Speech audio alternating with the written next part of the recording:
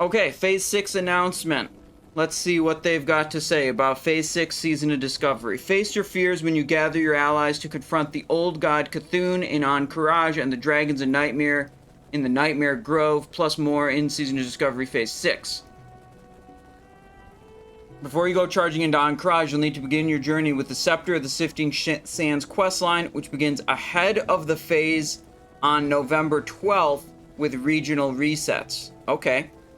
Here's what you can look forward to in the weeks to come. Scepter of the Shifting Sands questlines opens with regional resets on the 12th. November 21st, Encourage War Effort begins at 1 p.m. PST globally. November 29th, the war effort ends.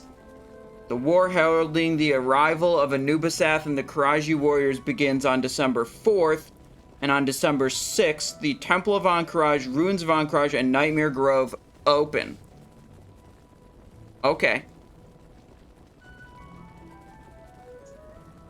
Ultimately, ring the gong on the realm they are on. Players who complete the quest between 1 p.m. Will receive the Black Karaji Resonating Crystal, which will summon a rideable battle tank that can be used in the outdoor world as well as within the temple. Okay. Supply the war effort against the sinister forces of Encourage. Bring a steady stream of supplies to the Valley of Spirits in Orgrimmar, or to the military ward in Orgrimmar, containing useful items and alliance commendation, which can be used to gain reputation with your faction.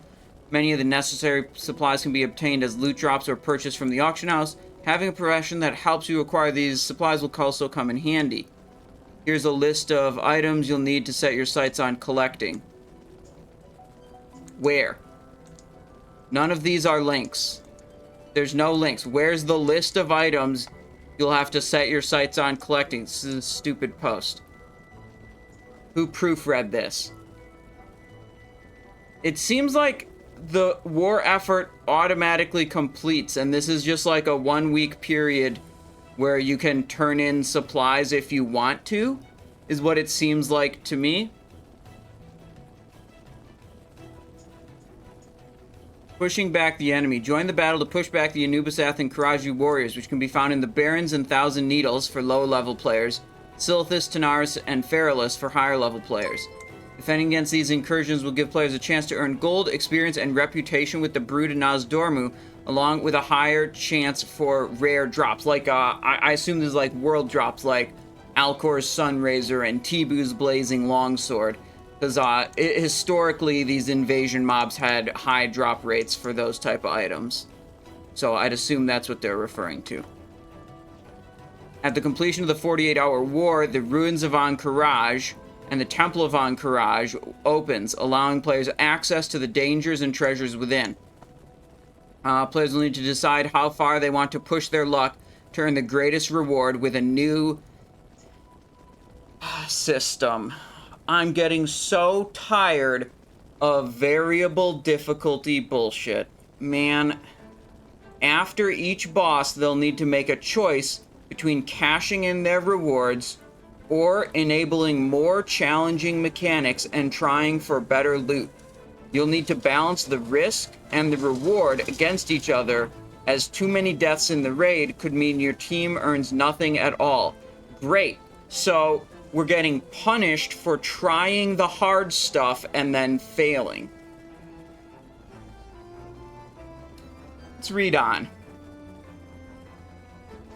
Ruins of Encourage is an outdoor 10-plus player raid dungeon located in Silithus, and players can traverse much of it while mounted. Okay, sure, whatever. Twice weekly, sure.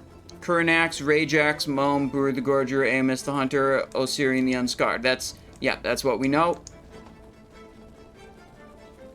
Temple of Encourage, bosses 9. Scarum, Royal Family, Sartura, Fankris, Visitus, Huhuron, Twin Emps, Uro, Cthulhu. Yup, those are the bosses we know. No secret bonus bosses, it sounds like. Well, or at least they're not telling us about it here.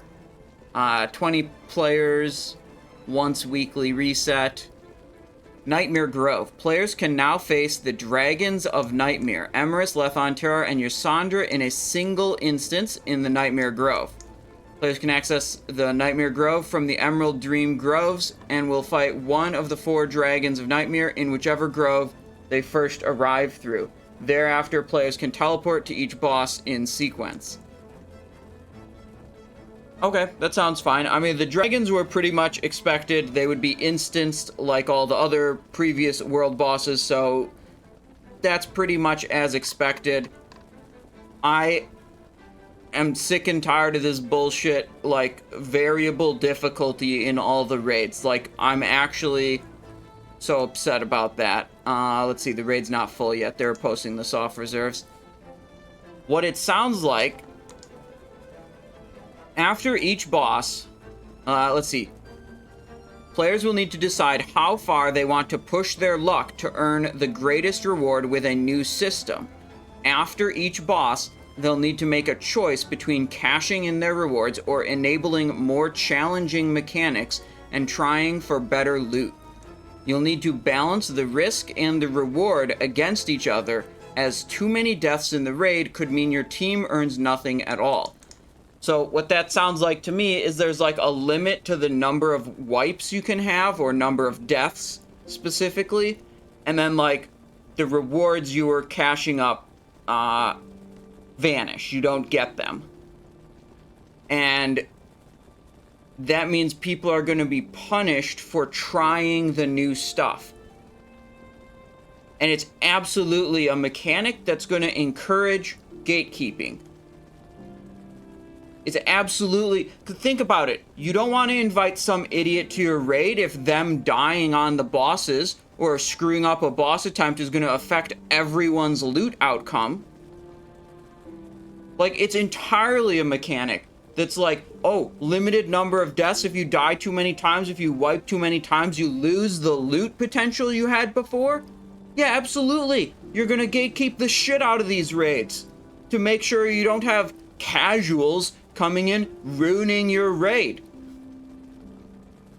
I'm so tired of this bullshit. I don't want to do 3 different versions of Molten Core. I don't want to get a full set of gear that I literally only use within Molten Core. And I get the gear and I upgrade it and I enchant it in a way that I only use it within Molten Core. And then I change all the gear when I do something other than Molten Core. It's like I'm going to the raid to get gear for that raid that I only use within that raid. It's stupid. I want to go to a raid and get gear that makes me powerful across all the content I do, not just that specific raid.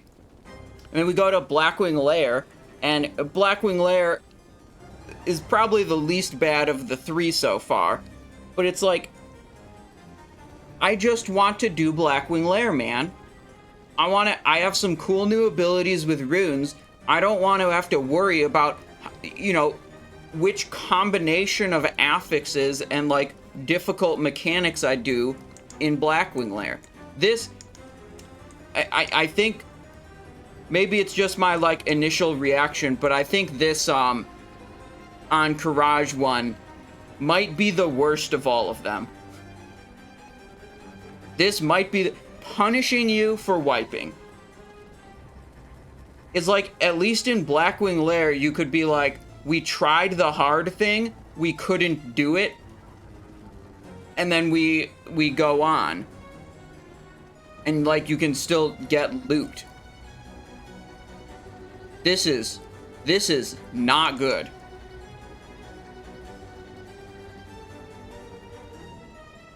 TOGC was like that, though? You got punished for wiping? Yeah, you remember the kind of sentiment we had when we were doing those raids, Thor? How mad, you know, people would get frustrated and annoyed, be like, oh man, that one guy, he couldn't move out of the fire, man. He just had to finish his fireball and he fucked it up for everyone. Oh my god, this guy forgot to do that and now we wiped because of that. Fuck that guy. You know?